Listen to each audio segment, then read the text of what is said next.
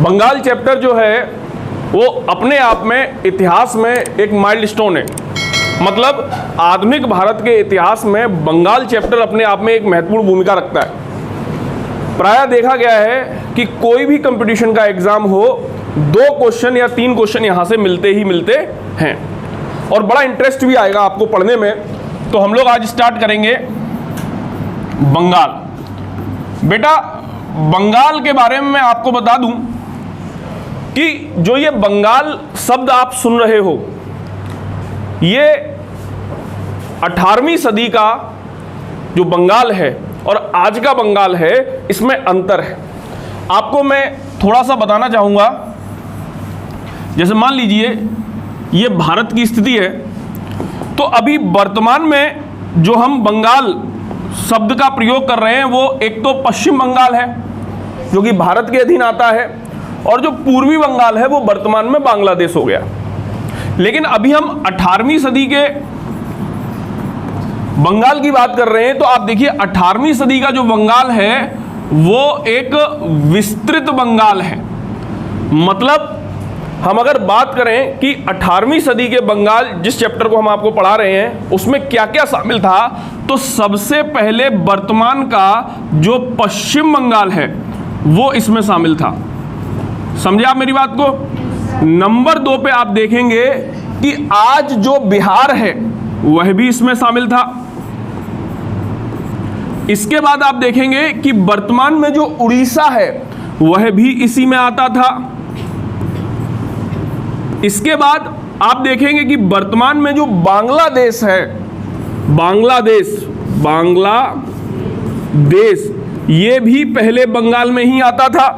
और अगर मैं बात करूं तो बिहार के साथ साथ वर्तमान का झारखंड भी इसी में आता था। मतलब जब हम आधुनिक भारत के इतिहास में बंगाल चैप्टर को पढ़ेंगे तो हम उसे केवल पश्चिम बंगाल तक सीमित नहीं मानेंगे, बल्कि हम ये विधा बनाकर चलेंगे, अपने दिमाग में ये सोचकर चलेंगे कि ये एक विस्तृत साम्राज्य था। साम्राज्य नहीं कह सकते, एक सूबा था मुगल का, जिसमें पश्चिम बंगाल, जिसमें बिहार, झारखंड, उड़ीसा और बांग्लादेश आता था। समझ पा रहे आप मेरी बात को। अब मैं अगर बात करूं तो उन दिनों 18वीं सदी में ये बंगाल जो था वो मुगलों का सबसे ज्यादा समृद्ध प्रांत था। मुगलों का सबसे ज्यादा समृद्ध प्रांत था। इसके पीछे 2 रीजन है। पहला कारण यह है कि ये इतना समृद्ध कैसे हो गया, तो इसका पहला कारण यह है कि बंगाल से होकर 2 नदियां प्रभावित होती थी, 2 नदियां बहती थी। एक तो आप देखिए इस तरीके से गंगा नदी, ठीक है ना, कौन सी नदी? गंगा। और दूसरा यहां से ऐसे आती थी ब्रह्मपुत्र नदी। कौन सी नदी? ब्रह्मपुत्र नदी। इन दोनों नदियों के कारण यहां की जो भूमि थी वो बहुत ज्यादा उपजाऊ हो चुकी थी, उर्वर हो चुकी थी, जिसके कारण यहां पर उपज बहुत अच्छी होती थी। आज भी आप अगर देखें तो आप देखिए बंगाल, पश्चिम बंगाल वाले क्षेत्र में चावल कितना ज्यादा होता है। समझ रहे हो आप मेरी बात को। दूसरा रीजन, पहला रीजन तो ये हो गया कि ये 2 नदियों के क्षेत्र में था। दूसरा रीजन है इसके लिए कि यहां पर बहुत अच्छे तट थे। क्या थे? तट थे, जिनसे क्या होता था, आयात और निर्यात होता था, जिससे एक अच्छी मात्रा में क्या मिलता था? टैक्स मिलता था। क्या मिलता था? टैक्स मिलता था, जिसके कारण भी बंगाल में बहुत अच्छा पैसा आया करता था।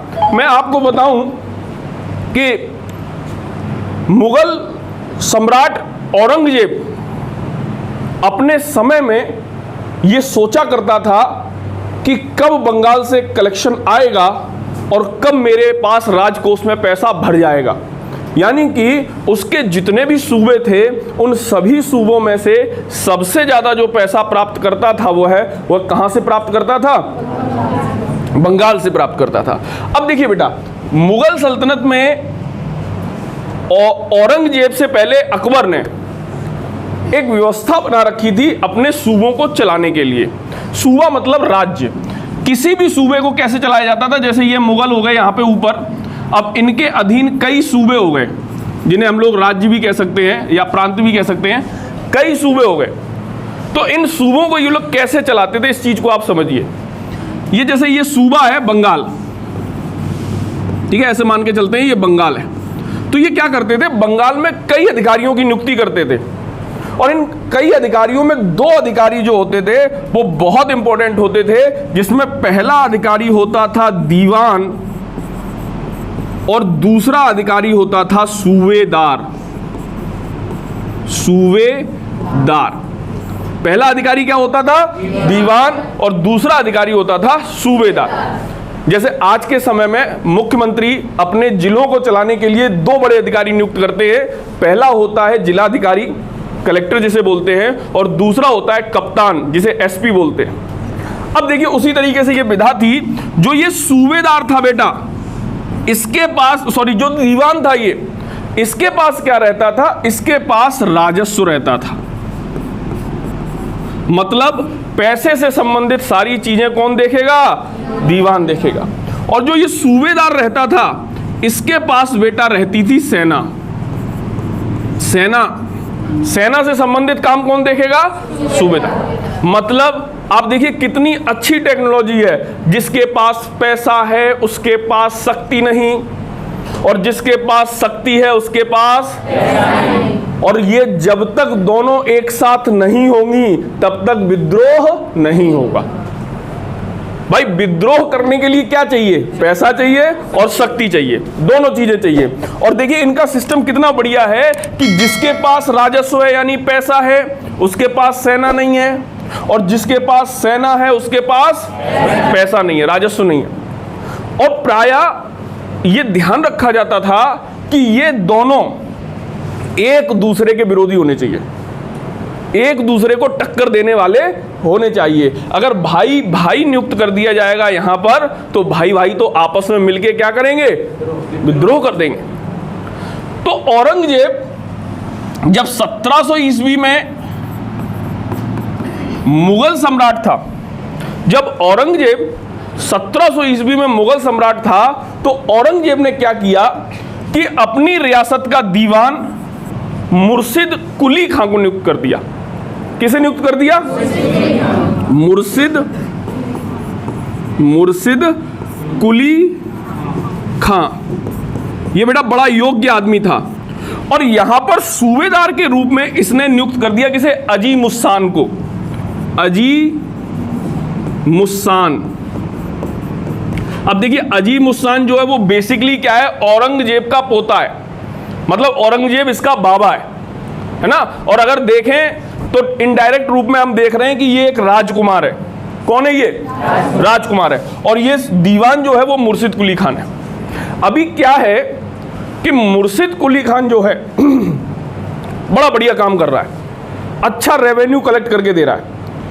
और अजी मुस्तान जो है, इसका बंगाल से ज्यादा ध्यान कहां है, दिल्ली पे है, क्योंकि ये तो मुगल है खुद और राजकुमार है। तो ये बंगाल छोटी मोटी चीजों को नहीं देख रहा है, ये किसे देख रहा है, दिल्ली को देख रहा है।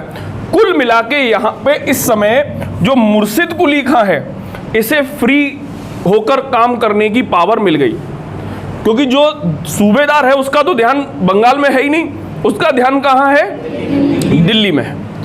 आगे चल के आप देखोगे एक शासक हुआ, मुगल शासक हुआ, जैसे औरंगजेब की मृत्यु हो गई 1707 में, फिर औरंगजेब के बाद आया बहादुर शाह, फिर जहांदार शाह, और फिर आया फर्रुखसियर। तो जो फर्रुखसियर है, जो फर्रुखसियर है, उसके समय में स्थितियां थोड़ी सी डगमगाई, और फर्रुखसियर क्या करता है, 1717 ईस्वी में, 1717 ईस्वी में मुर्शिद कुली खां को बंगाल के दीवान के साथ साथ सूबेदार भी नियुक्त कर देता है। क्या समझे आप, ये मुर्शिद कुली खां को, मुर्शिद कुली खां को बंगाल का ये दीवान तो पहले से था ही था, अब इसे क्या कर देता है, सूबेदार भी नियुक्त कर देता है। जैसा कि मैं आपको भी बता चुका हूं कि एक के पास पैसा है, एक के पास पावर है, और यहां पे मुर्शिद कुली फर्रुखसियर की थोड़ी सी चूक के कारण क्या हुआ, समीकरण बदल गया।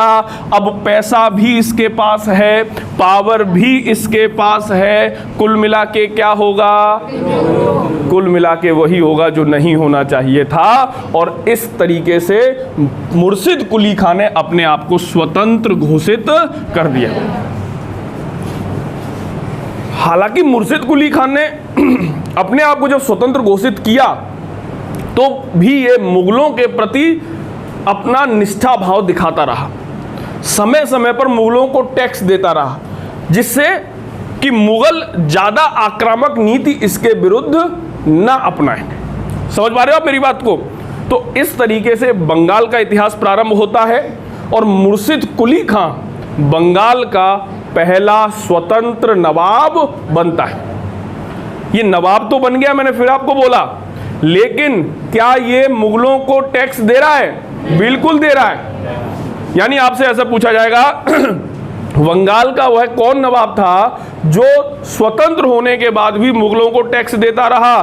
तो आपका आंसर क्या रहेगा? मुर्शिद कुली खां। इतनी बात आप समझ गए? अभी एक चीज और समझिए, मुर्शिद कुली खां जो है वह बंगाल का अंतिम नवाब भी है जो मुगलों के अधीन रहा। यानी कि इस क्वेश्चन को दो तरीके से पूछा जाएगा कि बंगाल का पहला स्वतंत्र नवाब कौन है, तो आपका आंसर रहेगा। और दूसरा क्वेश्चन आपसे ये पूछेगा मुगलों के अधीन बंगाल का अंतिम नवाब कौन है। बात तो एक ही हुई, क्योंकि जब ये मुगलों के अधीन था और फिर इसी के बाद ये स्वतंत्र हो गया तो अंतिम अधीन वाला भी यही हो गया और पहला स्वतंत्र वाला भी यही हो गया। अब इन सारी चीजों को हम लोग थोड़ा सा फिगर्स के माध्यम से देखेंगे जिससे कि आपको और ज्यादा समझ में आएगा। सबसे पहले जैसा कि मैंने आपको बताया कि बंगाल, उस समय के बंगाल में क्या क्या आता था, वर्तमान का पश्चिम बंगाल आता था, बिहार आता था, उड़ीसा आता था, है ना, झारखंड भी आता था और बांग्लादेश भी आता था। ये उस समय के बंगाल की स्थिति थी। अब देखिए आप, मुर्शिद कुली खां स्वतंत्र बंगाल की स्थापना की। यहां पे हम अभी इतना पढ़ चुके हैं कि मुर्शिद कुली खां ने किस प्रकार से स्वतंत्र बंगाल की स्थापना की, तो यहां पे हमें ध्यान रखना है कि मुर्शिद कुली खान ही बंगाल का पहला स्वतंत्र नवाब था, लेकिन मुगलों को टैक्स देता रहा। अभी क्या हुआ, आगे चल के मुर्शिद कुली खां का जो पुत्र है, ठीक है ना, वह क्या करता है, गद्दी पर बैठता है, ठीक है ना, और जिसका नाम क्या है, शुजाउद्दीन मोहम्मद खां। ये कोई बहुत ज्यादा शक्तिशाली शासक नहीं रहा, ना इसने बहुत बड़ा काम किया। इसका क्या था कि ये एक सामान्य शासक था और सामान्य ही इसका कार्यकाल रहा। इसके बाद अगला शासक आया जिसका नाम था सरफराज खान। क्या नाम था? सरफराज खान भी क्या था, बड़ा सामान्य शासक था। इसका भी कोई बहुत ज्यादा काम नहीं रहा, और आपको पता है जिसका इतिहास में काम नहीं होता है उसे बहुत ज्यादा पढ़ना नहीं। इसके समय में एक चीज हो गई कि इसके समय में एक उप दीवान था, या नायब सूबेदार या नायब दीवान बोल सकते हैं, जिसका नाम था अली वर्दी खां। बिहार का था ये, अली वर्दी खां। इस अली वर्दी खां ने देखा कि मेरा बॉस तो बहुत कमजोर है और ये मौका है कि मैं अपने बॉस को पटक लगा दूं। कुल मिला के अली वर्दी खां ने क्या किया, इसकी सत्ता को गिरा दिया और स्वयं क्या हुआ, गद्दी पर बैठ गया। स्वयं गद्दी पर बैठ गया। यानी कि सरफराज खान के बाद शासक कौन बना, अली वर्दी खां बना। अली वर्दी खां के बारे में आपको बताना चाहूंगा कि अली वर्दी खां बंगाल का सबसे योग्य नवाब था। अली वर्दी खां बंगाल का क्या था, सबसे योग्य नवाब था। इसके समय में एक बात हुई कि जब ये गद्दी पर बैठा ना अपने बॉस को मारकर, तो इसे ये लगा कि यार मैं कैसे जनता का विश्वास जीतूं, या मैं कैसे मुगलों का विश्वास जीतूं, मुगलों का सपोर्ट कैसे प्राप्त करूं। इस समय मुगल शासक है बहादुर शाह रंगीला, समझ रहे हो मेरी बात को। तो ये भागते हुए गया बहादुर शाह रंगीला के पास, और बहादुर शाह रंगीला को इसने 2 करोड़ रुपया दिया। कितना रुपया दिया? 2 करोड़ रुपया दिया। और बहादुर शाह रंगीला ने कहा भाई ये 2 करोड़ रुपए क्यों दे रहे हो? बोले बस सर, अरे सर आप हम आपके गुलाम हैं साहब, दास हैं आपके, हम नवाब बने, इस खुशी में हम आपको 2 करोड़ रुपए दे रहे। तो मोहम्मद शाह रंगीला ने कहा बहुत अच्छी बात है, आगे बताओ क्या करना है? बोले बस साहब एक बार मंच पे खड़े होकर मेरा नाम ले देना, ये बोल देना कि बंगाल का नवाब अली वर्दी खां है। अच्छा, मुर्शिद कुली खां ने क्या सोचा कि बंगाल तो वैसे भी मेरे हाथ से निकल गया, अब 2 करोड़ आ रहा है फ्री फंड का, ले लो, क्या जा रहा है भाई, बंगाल तो वैसे भी मुगलों के हाथ से निकल चुका है। तो इसने क्या कर दिया, 2 करोड़ रुपए लेकर मोहम्मद शाह रंगीला ने घोषणा कर दी कि बंगाल का नवाब अली वर्दी खां है। एक चीज समझ लीजिए, अली वर्दी खां ही पहला ऐसा नवाब बना बंगाल का जिसने 2 करोड़ रुपया देने के बाद 1 फूटी कौड़ी नहीं दी मुगलों को। वरना अभी तक आप देखो, ये भी मुगलों को पैसा देते चले आए स्वतंत्र होने के बावजूद, इन्होंने भी मुगलों को पैसा दिया स्वतंत्र होने के बावजूद, ये भी नियमित मुगलों को टैक्स वगैरह देते रहे, उपहार वगैरह देते रहे। अली वर्दी खां जब गद्दी पर बैठा तो शुरुआत में तो इसने 2 करोड़ रुपया दे दिया, उसके बाद मुगलों को इसने 1 पैसा नहीं दिया और स्वतंत्र होकर गद्दी पर शासन करने लगा। अली वर्दी खां के कॉन्सेप्ट कुछ अलग थे। अली वर्दी खां से किसी ने पूछा भैया तुम यूरोपीय कंपनियों से क्यों नहीं कुछ कहते, ये लोग कितना तुम्हारे यहाँ काम फैला रहे हैं? तो अली वर्दी खां ने कहा तुम पागल मत बनो। कैसे? बोले यूरोपीय कंपनियां एक मधुमक्खी के समान हैं, अगर इनसे प्रेम से बात करोगे तो ये शहद देंगी, और अगर इन्हें छेड़ोगे तो ये तुम्हें काट काट के मार डालेंगी। यानी कि परीक्षा में प्रश्न ये पूछा जाता, बेटा ये मैं जो पढ़ा रहा हूं एक एक प्रश्न आएगा परीक्षा में, क्वेश्चन ये पूछा जाता है कि वह कौन बंगाल का नवाब था जिसने यूरोपियों की तुलना शहद देने वाली मक्खी से की? तो कौन था? अली वर्दी खां था। अली वर्दी खां के सब कुछ अच्छा चल रहा था, बहुत अच्छा चल रहा था अली वर्दी खां का, लेकिन अली वर्दी खां को केवल एक दिक्कत थी, और वो दिक्कत ये थी कि मराठा लोग इसे बहुत परेशान कर रहे थे। आपको पता है मराठे उस समय महाराष्ट्र वाला जो क्षेत्र था, वो पूरा क्षेत्र जो था वो मराठों के अधीन था। मराठे से बहुत ज्यादा परेशान कर रहे थे, अतः इसने क्या किया, 1751 ईस्वी में मराठों से बैठकर बातचीत की और कहा भाई क्यों परेशान कर रहे हो यार, आप अपना काम अच्छे से चलाओ, मैं अपना काम अच्छे से चलाता हूं, दिक्कत कहां आ रही है? तो मराठों का दिक्कत यहां आ रही है कि हमें पहले तो कुछ अपना क्षेत्र विस्तार करना है, और दूसरा हमारे पास पैसे की थोड़ी सी कमी है, तो आप हमारी मदद कीजिए वरना हम आपके ऊपर आक्रमण करेंगे, आपसे युद्ध करेंगे। और ये जानता था कि मराठों से अगर ढंग का युद्ध हो गया तो नुकसान तो होगा ही होगा। मैं यहां पर आपको एक चीज बताना चाह रहा हूं, जब भी युद्ध होता है जीते कोई भी पक्ष लेकिन हारते दोनों पक्ष हैं। इस कथन को आप समझिए, नुकसान दोनों का होता है, जो जीतता है उसका भी नुकसान होता है और जो हारता है उसका भी नुकसान होता है। तो युद्ध किसी भी स्थिति में किसी भी पक्ष के लिए लाभदायक नहीं होता, और इस बात को अली वर्दी खां जानता था। अतः अली वर्दी खां ने कहा कि भाई क्या दिक्कत कहां आ रही है, सो बताओ मुझे। बोले दिक्कत यह आ रही है कि हमें अपना क्षेत्र विस्तार करना है, और क्षेत्र विस्तार के साथ साथ हमें कुछ पैसा चाहिए, कुछ आमदनी चाहिए। तो मैं यहां पर आपको थोड़ा सा दिखाने का प्रयास करूंगा। ये देखिए आप, ये क्षेत्र है भारत का, और यहां पे मराठे हैं, और ये बंगाल है ऐसे लगा हुआ, और मराठों से लगा हुआ इधर था उड़ीसा। क्या था? उड़ीसा था। तो अली वर्दी खां ये जानता था कि अगर मराठों से हम ज्यादा सख्ती से बात करेंगे तो मराठे हमें ज्यादा नुकसान पहुंचा देंगे, अतः इसने क्या किया, मराठों के साथ बैठकर बातचीत की और 1751 ईस्वी में, जैसा कि मैंने आपको भी बताया, इसने मराठों को उड़ीसा दे दिया। बोले ले जा जा।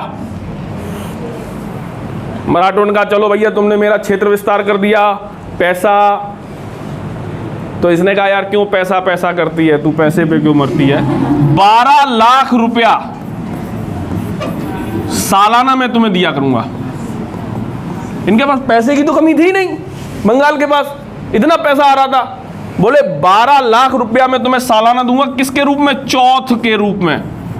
मुगलों मराठों द्वारा दो प्रकार के टैक्स लिए जाते थे, एक चौथ एक सरदेश मुखी। तो इन्होंने कहा हम तुम्हें 12 लाख रुपया देंगे चौथ के रूप में।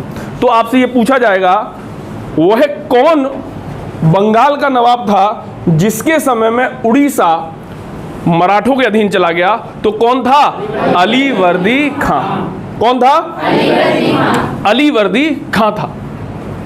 अभी आगे की कहानी आप समझो कि अलीवर्दी खां जो है अपना, उसके कोई भी पुत्र नहीं है। अलीवर्दी खां के कोई भी पुत्र नहीं है। इसके 3 पुत्रियां हैं, है ना। पहली बेटी इसकी जो है वो ढाका के नवाब के साथ शादी कर दी गई। उसकी पहली पुत्री जो है ढाका के नवाब के साथ उसका विवाह कर दिया गया। इसका नाम बताऊंगा तो आप हंसोगे, इसका नाम है घसीटी बेगम। क्या नाम है, घसीटी बेगम। दूसरी जो पुत्री है उसका विवाह जो है वो पूर्णिया के नवाब के साथ कर दिया गया, पूर्णिया, ठीक है ना। और तीसरी जो पुत्री है उसका जो विवाह है वो पटना के नवाब के साथ कर दिया गया, पटना के साथ। अब एक चीज आप समझो, जो अलीवर्दी खां है इसके तीनों ही दामाद इसके जीवन काल में ही समाप्त हो गए, मतलब इसके रहते रहते समाप्त हो गए। अभी जब ये अपने अंतिम समय में था, पुत्र तो इसके कोई था नहीं, तो इसने ये डिसाइड किया कि मैं अपने नवासे को, मतलब अपनी बेटी के बेटे को अपना उत्तराधिकारी बनाऊंगा। और इसने क्या किया, अपनी सबसे छोटी बेटी जो थी उसका जो पुत्र था सिराजुद्दौला, सिराजुद्दौला, उसे क्या कर दिया, दौला, ठीक ना, उसे क्या कर दिया, बंगाल का नवाब घोषित कर दिया। और अलीवर्दी खां की जब मृत्यु हुई तो सिराजुद्दौला को ही गद्दी पर बैठाया गया। अभी बेटा आप एक चीज तो समझ लो कि सिराजुद्दौला तो गद्दी पर बैठ गया, लेकिन इसका जो पूर्णिया की जो इसकी पुत्री है पूर्णिया वाली, उसका बेटा जिसका नाम है शौकत जंग, शौकत जंग। इसे करंट लगेगा कि नहीं लगेगा, 100 वाट का करंट लगा, इसे झटका लगा। जैसे ही क्या किया गया, सिराजुद्दौला को गद्दी पर बिठाला गया। और इसे तो 100 वाट का करंट लगा, इसे 1000 वाट का करंट लगा घसीटी को, कि मैं सबसे बड़ी थी, मुझे ज्यादा शक्ति मिलनी चाहिए, सबसे छोटे वाले को शक्ति दे दी। अच्छा, अलीवर्दी खां ने ऐसा क्यों किया? अलीवर्दी खां ये जानता था कि हमारे सभी नवासों में या हमारी सभी पुत्रियों में सबसे टैलेंटेड जो है वो सिराजुद्दौला है। कौन है? सिराजुद्दौला। अतः उसने क्या किया, गद्दी पर सिराजुद्दौला को अपॉइंट कर दिया। और यही सिराजुद्दौला है बेटा जिसके शासनकाल में प्लासी जैसा युद्ध होगा। समझ रहे हो मेरी बात को? जिसके शासनकाल में क्या होगा, प्लासी का युद्ध होगा। क्यों से तुलना किसकी की? आप कहोगे यूरोपियन कंपनियों की। और क्या कहा इसने कि अगर इनसे प्रेम से हम लोग डील करेंगे इन्हें तो ये हमें शहद देंगी, और हम इन्हें अगर छेड़ेंगे तो ये हमें डंक मार मार के क्या कर देंगी, मार डालेंगी। समझ रहे हो मेरी बात को कि नहीं समझ रहे हो? हाँ, एक चीज और पूछी जाती है कि जिस समय अलीवर्दी खां ने उड़ीसा को मराठों को दिया, अलीवर्दी खां ने जिस समय उड़ीसा मराठों को दिया, उस समय मराठों की सेना का नेतृत्व कौन कर रहा था? तो रघु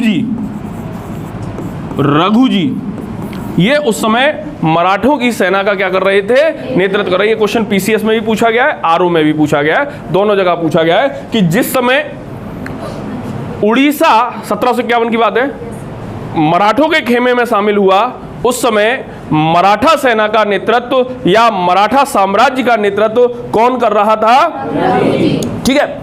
अब मैंने जैसा कि आपको बताया कि जब सिराजुद्दौला को गद्दी पर बिठाला गया तो दो लोगों को बहुत बड़ा झटका लगा। सबसे बड़ा झटका तो उसकी मौसी घसीटी बेगम को लगा और उससे थोड़ा कम झटका उसकी दूसरी मौसी के पुत्र शौकत जंग को लगा। लेकिन सिराज जो था वो भी किसी से कम नहीं पड़ा। जब शौकत ने ज्यादा 3-5 किया तो सिराज ने क्या किया, शौकत को आमंत्रित कर लिया युद्ध के लिए। और 1756 ईस्वी में 1756 ईस्वी में सिराज का और शौकत का एक युद्ध हुआ। सिराज और शौकत का युद्ध हुआ जिसे मनिहार का युद्ध कहते हैं। क्या कहते हैं? मनिहार का युद्ध कहते हैं। इस युद्ध में सिराज ने क्या किया, शौकत को परास्त किया और मौत के घाट भी उतार दिए। समझ गए मेरी बात को? अब बची केवल मौसी घसीटी बेगम। ठीक है, अगला देखिए, सिराजुद्दौला अली वर्दी खां की तीसरी सबसे छोटी बेटी का पुत्र। प्लासी का युद्ध भी इसी के समय हुआ। अभी प्लासी के युद्ध की पूरी रूपरेखा मैं आपको बाद में बताऊंगा, क्योंकि अभी अपन केवल बंगाल के नवाबों के बारे में पढ़ रहे हैं। अभी एक बार बंगाल के नवाब देख लें, उसके बाद में प्लासी के युद्ध की पूरी रूपरेखा आपको बता दूंगा। सिराजुद्दौला हो गया। सिराजुद्दौला के समय में एक घटना हो गई और वो घटना ये हुई कि एक अंग्रेज अधिकारी था, हॉलबेल। कौन था? हॉलबेल। इस हॉलबेल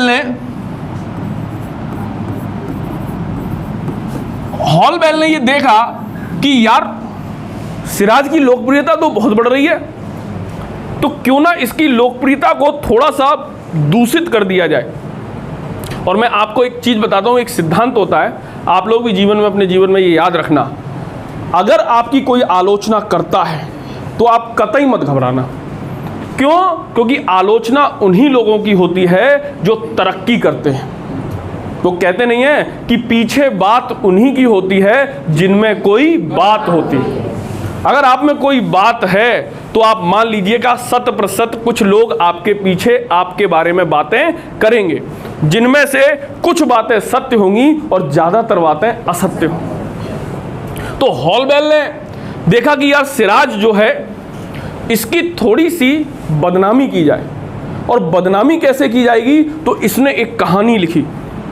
इसने कहा भैया 1756 ईस्वी में सिराज को इतना गुस्सा आया कि सिराज ने एक छोटे से कमरे में, 18x14 का था, छोटे से कमरे में 146 अंग्रेजों को बंद कर दिया।